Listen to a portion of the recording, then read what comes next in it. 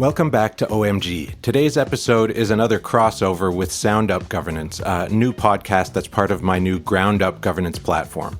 In this one, I spoke with Lieutenant Colonel Jamahl Evans of the United States Marine Corps about what duty and accountability mean to him. I really learned so much, not just about how military governance works, but also about the human side of complex bureaucratic organizations. If you like what you hear, head over to groundupgovernance.com and consider subscribing.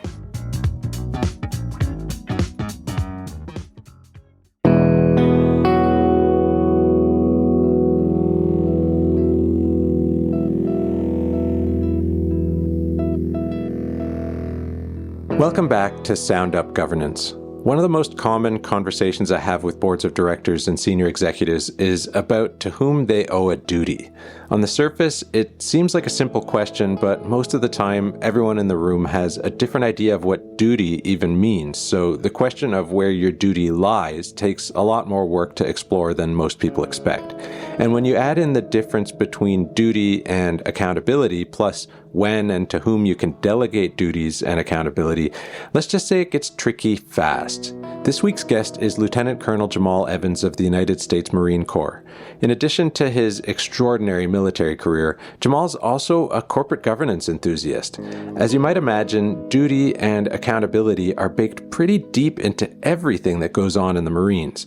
But before we dive into that, I'll let Jamahl explain exactly what his job is, because it's pretty neat. I am currently a lieutenant colonel in the United States Marine Corps. And what I do in the Marine Corps is financial management. I'm a financial management officer. That's what we call a military occupational specialty, or MOS for short. In that capacity, I'm responsible for the planning and execution and oversight of my command's budget. Now, that's just the MOS piece. As I like to tell my Marines, your MOS is your job. Marine is your profession. So for me, my profession and my first duty is being a Marine. And that means ensuring that my Marines and I are deployment ready and combat capable at all times. The section that I manage my full title would be Assistant Chief of Staff, G8 Comptroller. So that's a section, and we've got about 14 Marines in there.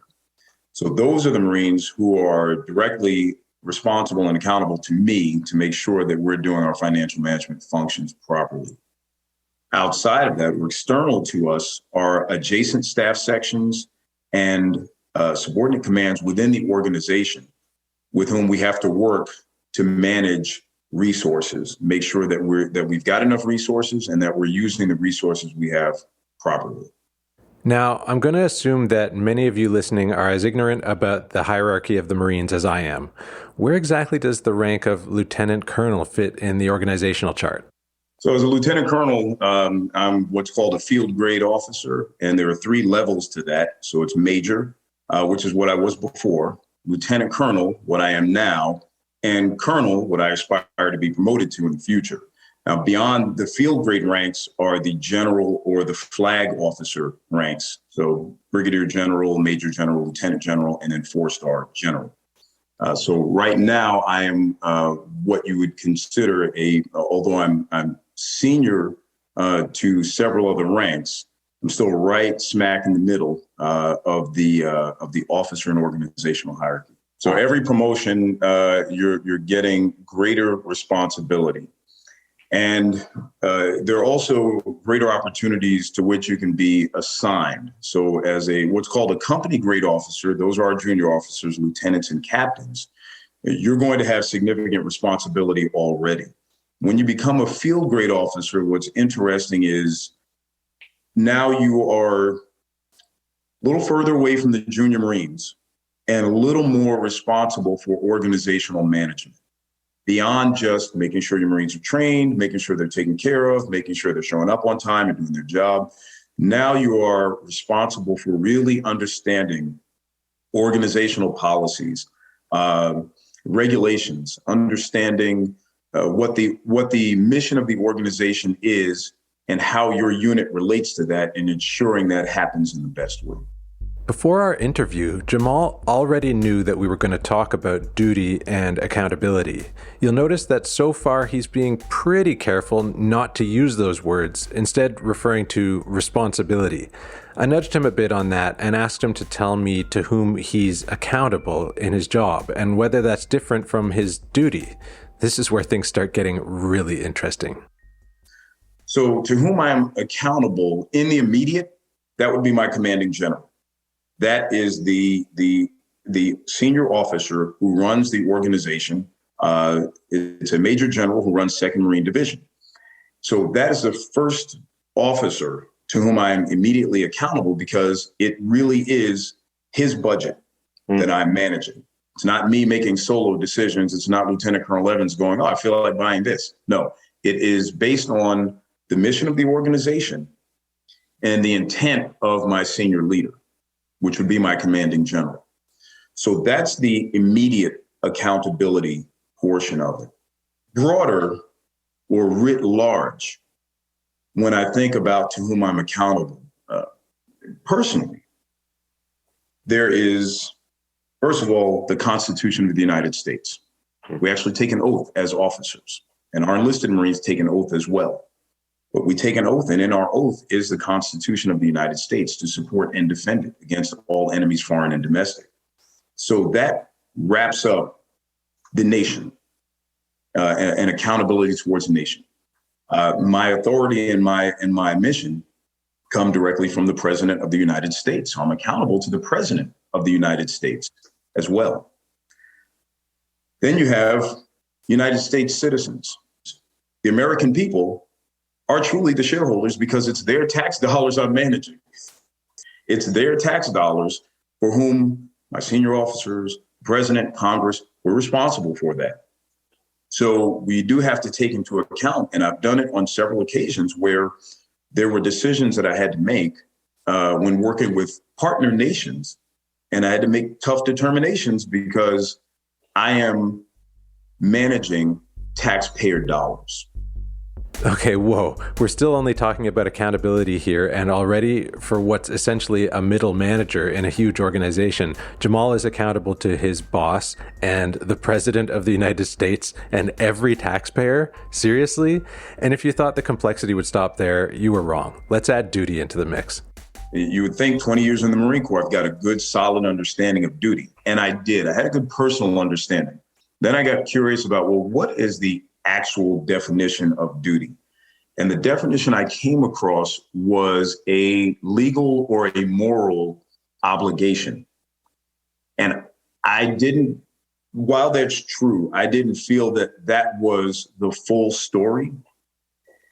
And I think when it comes to duty, there is an intangible step of building a sense of duty. We can understand what duty is, but there is a step of building that within an individual. Some individuals just come to the organization with it. Some individuals don't. And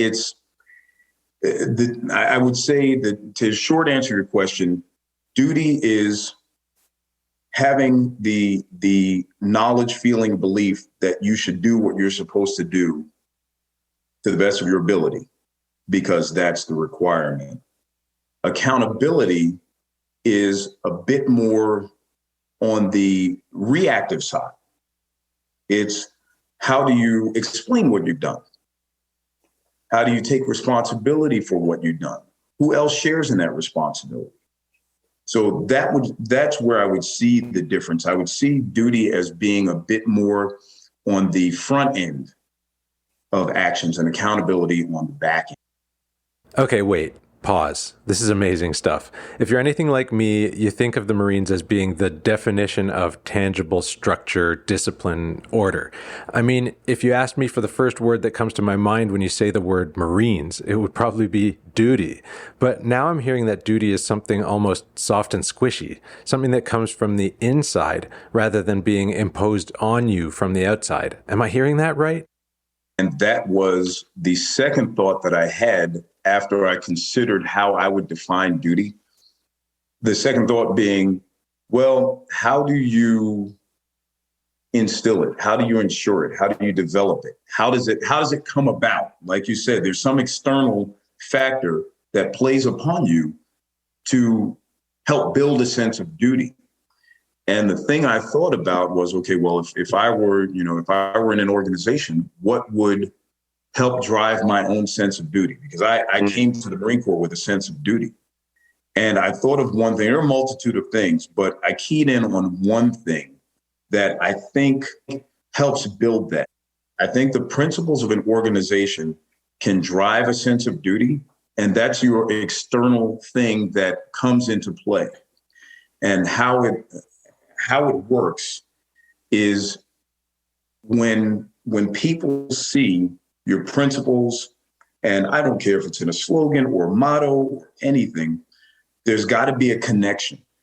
And the connection that has to be established is I either possess the characteristics of those principles already, or those are principles that I want to possess. I want to display those. So cool. It's like duty, this thing that the dictionary defines as a legal or moral obligation, might actually be more of a special sauce where the ingredients are a person's internal drive, character, and beliefs, plus the purpose and values of their organization.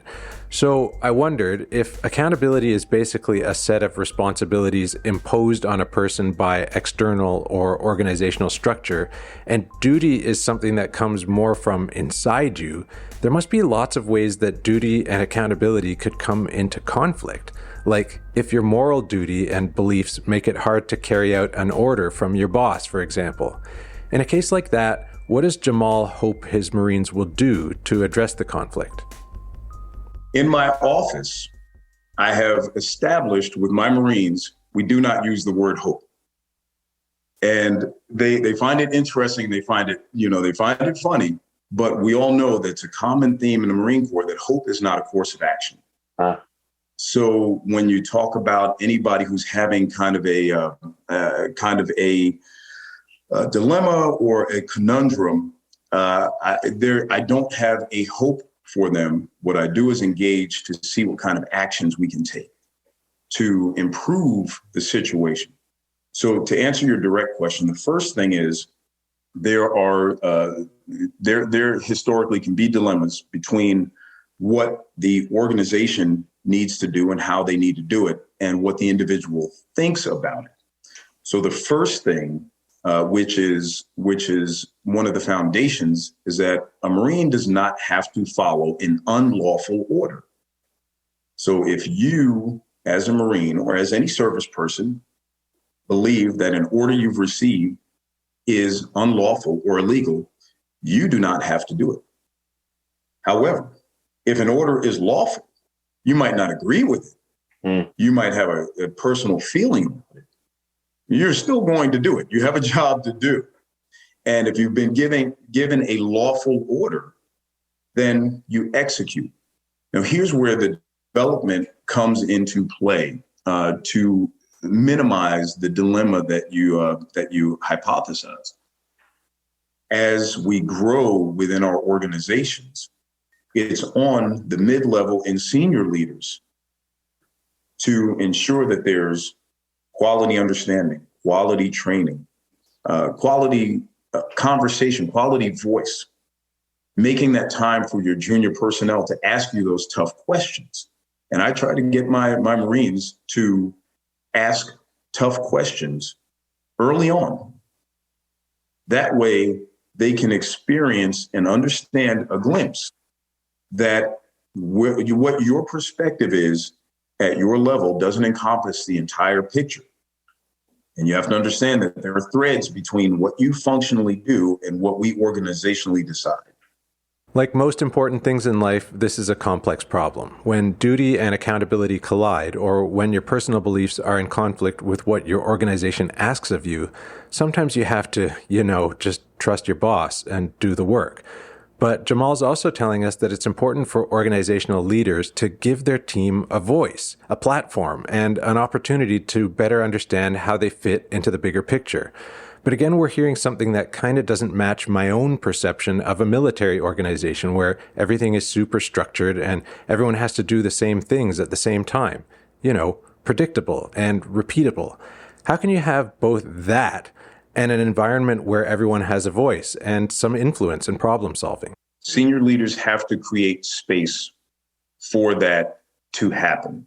If you are running a completely robotic organization where people just do a thing and there's no room to either question, consult, understand, develop, grow, then you're going to have people doing robotic things.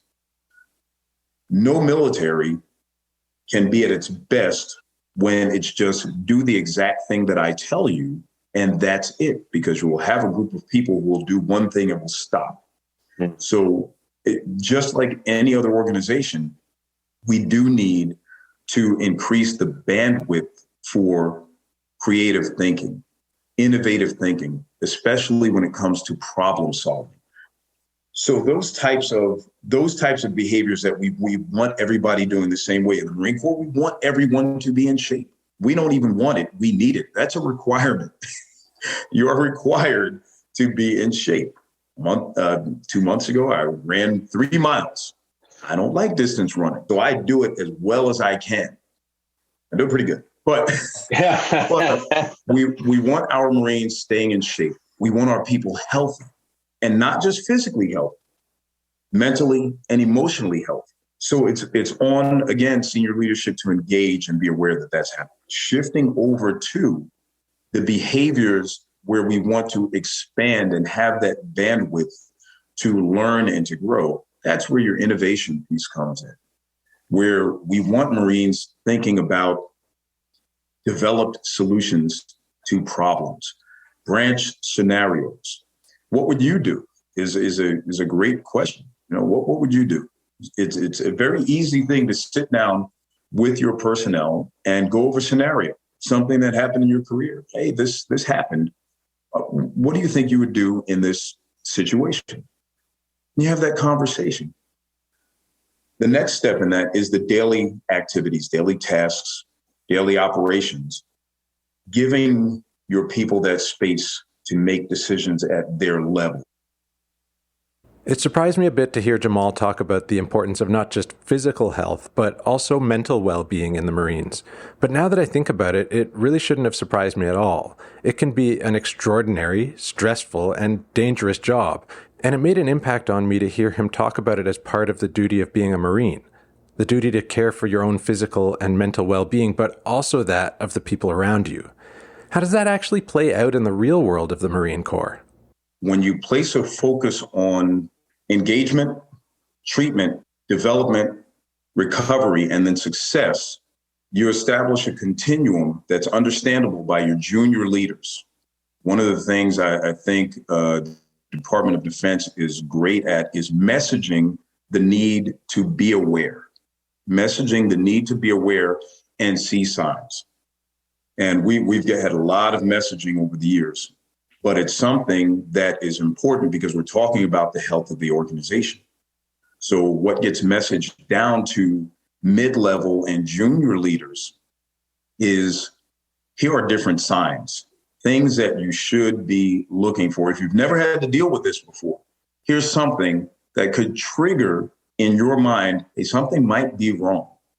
I have had the experience of walking past a Marine and saying, getting a greeting. They say, "Good morning, sir." I'll say, "Good morning." And sometimes I'll say, "How are you?" A lot of people don't like that greeting because you really just say it and you pass the person and you go.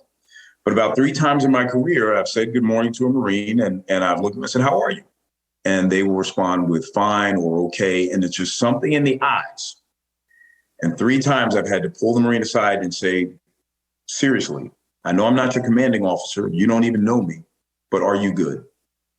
And in those 3 instances, I've had Marines say no. So then I would stop what I was doing, call whomever I was going to meet, whatever meeting I was going to say, "Look, I can't make it. I have a situation." And I would take that Marine into the office.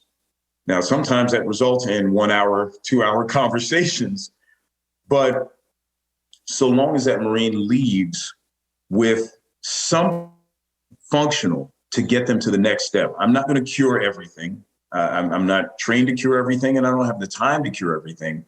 But what I can do is show you where the door is and open it and say, look, you can step through that door. If you can do nothing else, you can step through that door, because we may be side by side fighting against an enemy. And I got to know that you're good. And it's not just for our junior members either.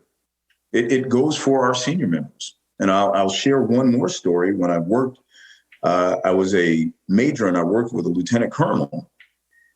He was my commanding officer and I was his executive officer. And I noticed the level of stress that he was fighting. And he wasn't losing it or anything like that. He was completely capable, but you can see fatigue in people. One day I heard him come on deck, and he was walking. His office was after my office. That way I catch all the people that want to try to go and see him. So I hear him walking to his office, and about 3 or 4 different Marines approached him with an issue, something they had, sir, this or that or this. So as he walked by my office, I said, sir, do you have a moment? And the way he normally did it, he would just say yes. But you could see the fatigue in his eyes. So he came and I said, sir, do you mind if I close the hatch? And he said, not at all. So he closed the hatch. For your listeners, a hatch is a door. Naval terminology. And he sat down on the couch in my office. And he said, what do you have? And I said, nothing, sir. You just look like you needed to have a time when nobody was asking you to do something. And he smiled and he looked at me and he goes, you up for tacos? I said, yes, sir. So we went and had lunch. So sometimes we have to look out for our senior leaders in the same way we look out for our junior people. So it just takes compassion, awareness, and engagement. There it is. Even in an organization as structured, complex, and disciplined as the United States Marine Corps, sometimes it's important to just go and have tacos with your boss. I learned so much from my conversation with Lieutenant Colonel Jamahl Evans, and we covered a lot more ground than what you heard in this episode, so you'll hear more from him in the future. If you have a question, story, or insight you'd like to share, please send a note or a voice memo to soundup@groundupgovernance.com, and we may feature you in a future episode. On the next episode of Sound Up Governance, I talk with performance strategist, investment guru, and corporate governance nerd Lisa Oldridge about businesses, companies, customers, and how they all fit together. Until next time.